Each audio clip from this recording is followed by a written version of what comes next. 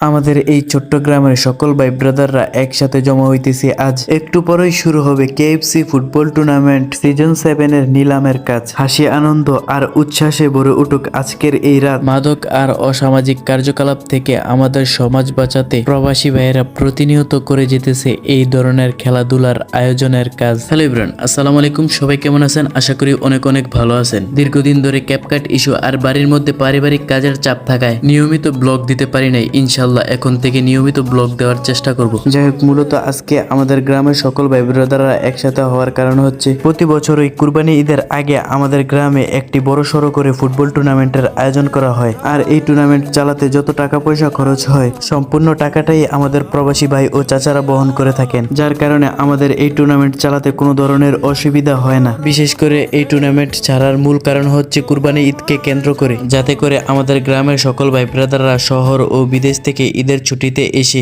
আমাদের সাথে খেলাধুলা করতে পারে ও আমাদের বড় মুরব্বী ভাই ও চাচারা এই মুহূর্তের খেলাধুলার আনন্দগুলো উপভোগ করতে পারে। আর আপনারা যারা কর্মজীবনের ব্যস্ততার কারণে আমাদের পাশে থেকে আনন্দের এই মুহূর্তগুলো উপভোগ করতে পারেন নাই, অবশ্যই আমাদের জন্য দোয়া করবেন, যাতে করে একটা না আরো অনেকগুলো ফুটবল টুর্নামেন্টের আয়োজন করতে পারি।